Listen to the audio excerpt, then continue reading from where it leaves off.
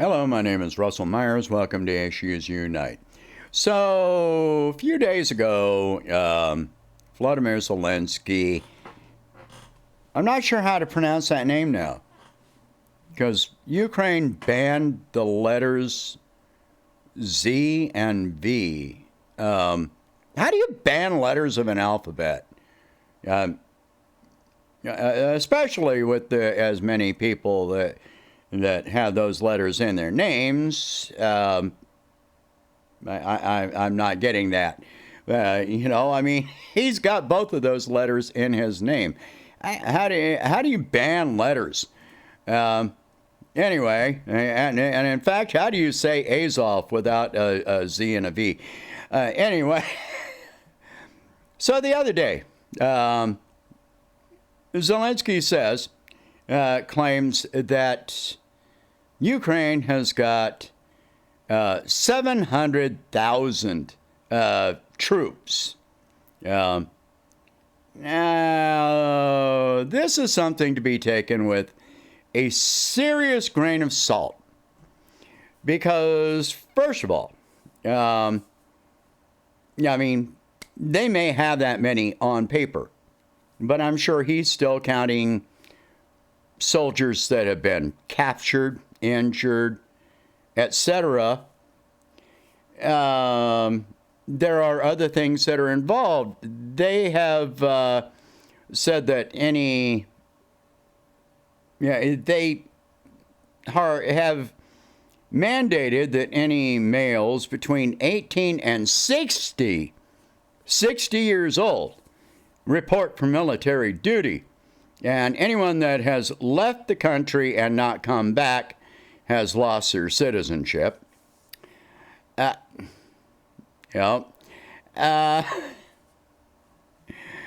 So you got 60-year-olds that are being drafted, and there's no way to tell how many troops he's actually got.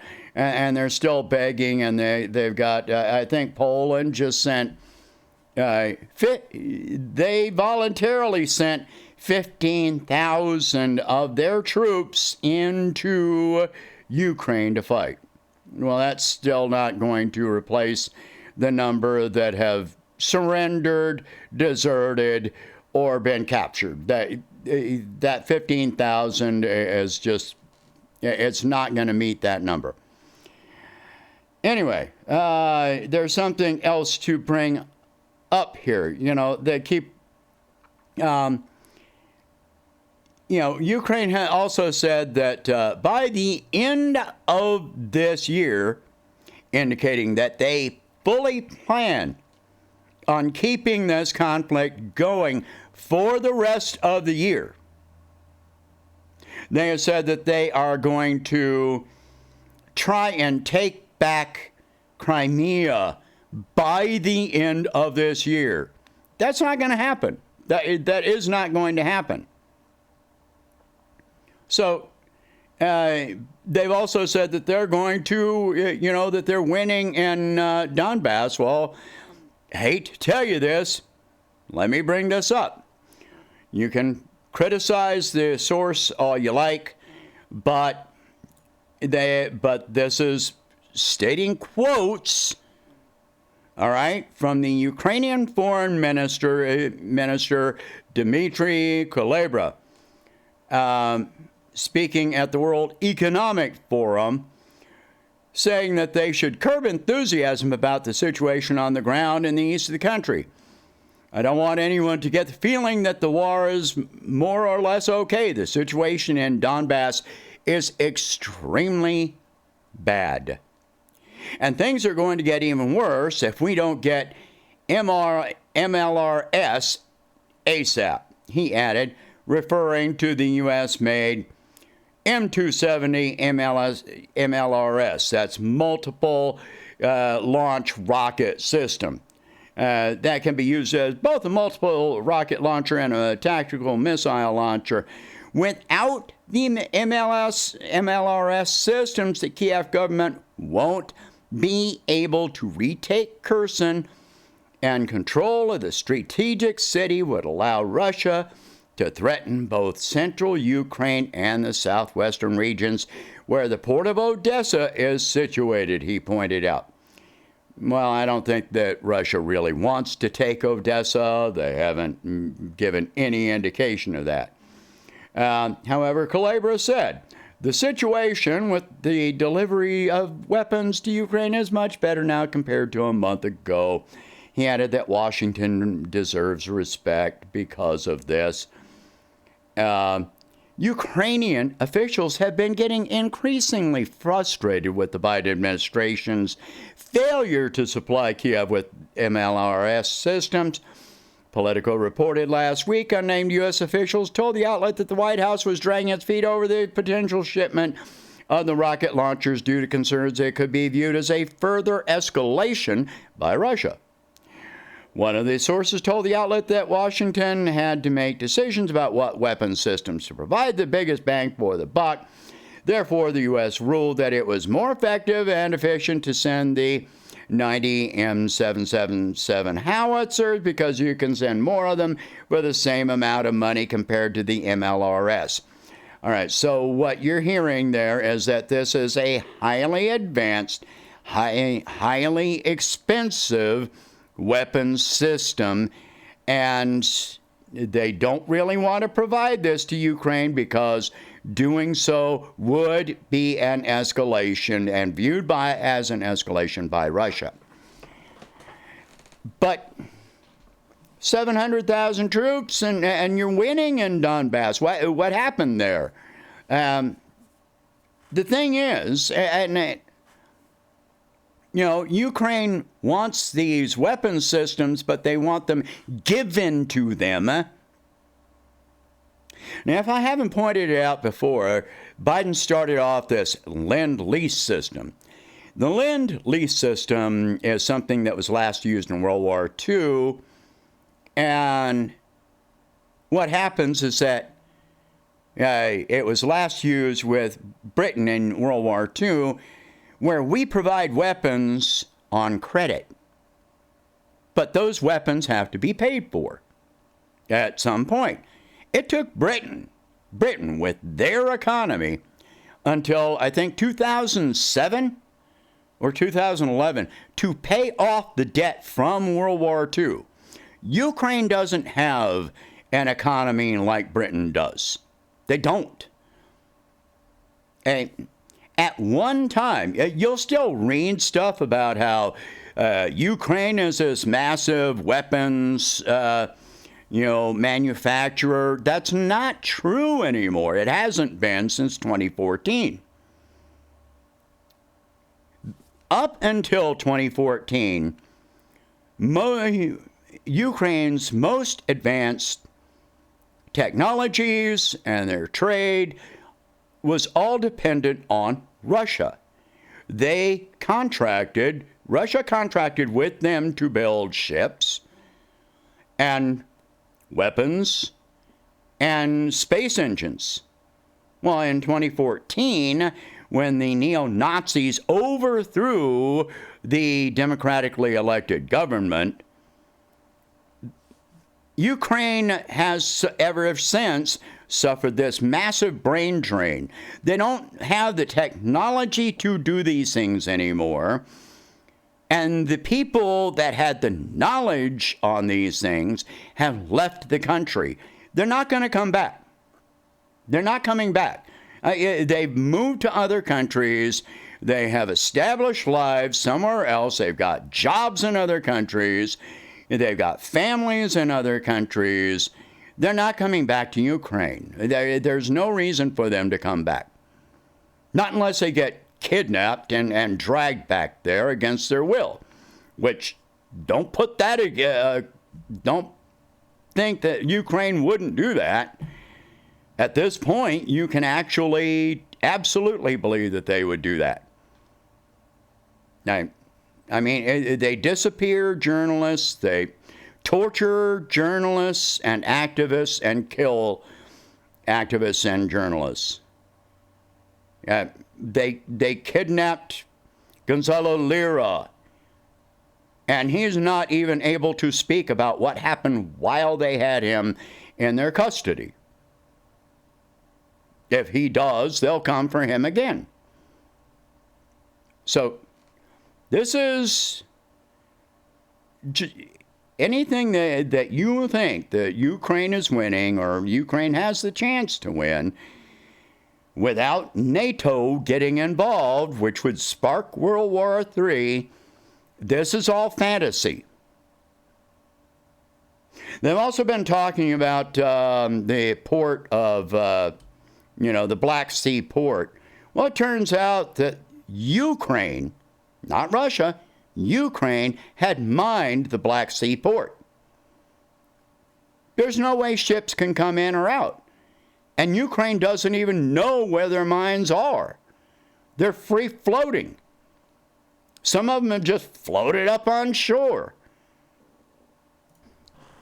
Just a couple of days ago, Russian forces had to detonate a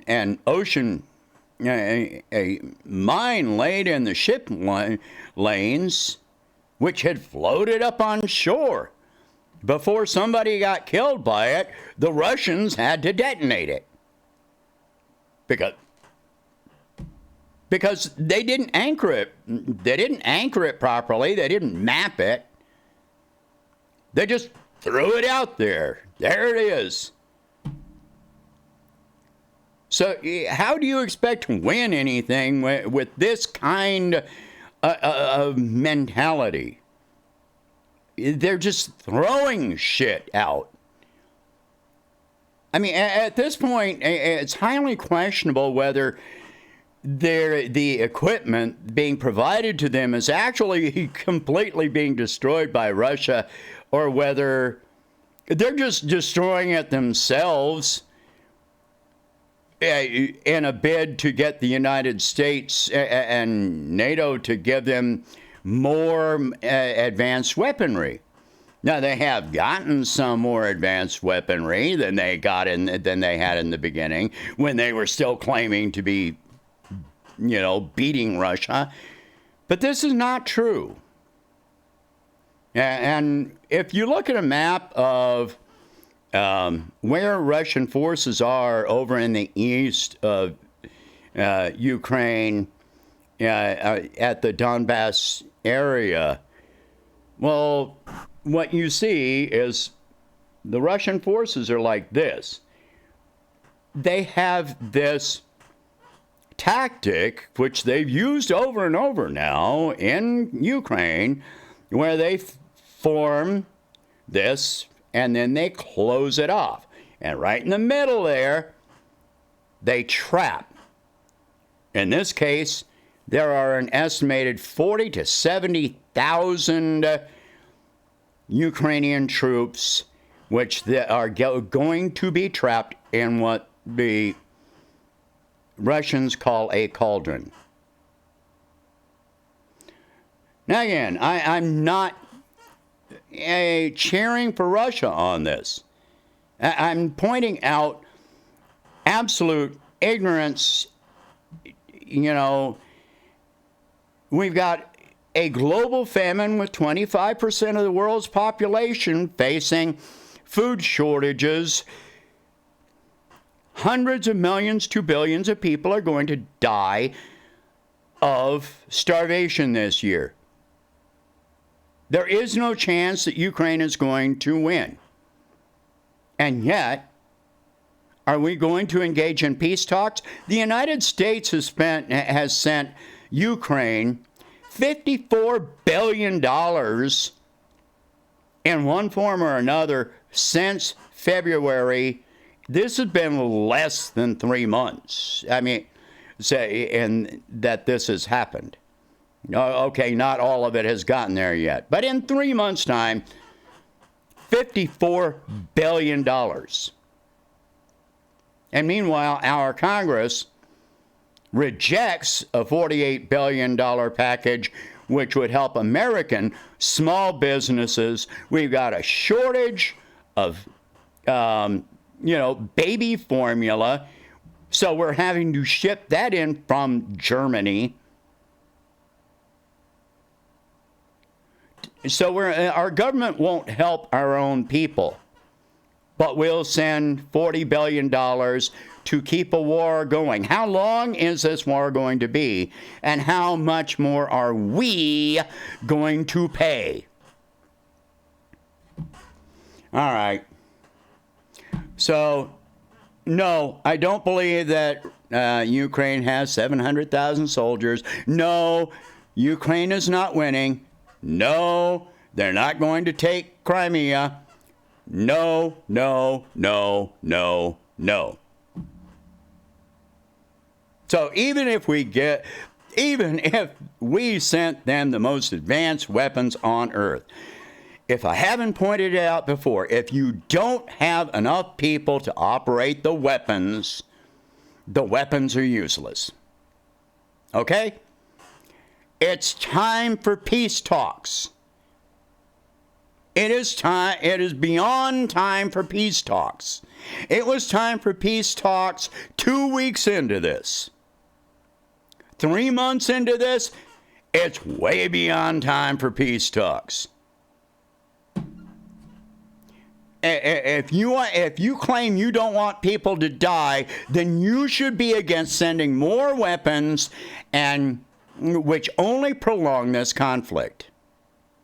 You need to be against this, because you are going to keep paying for it.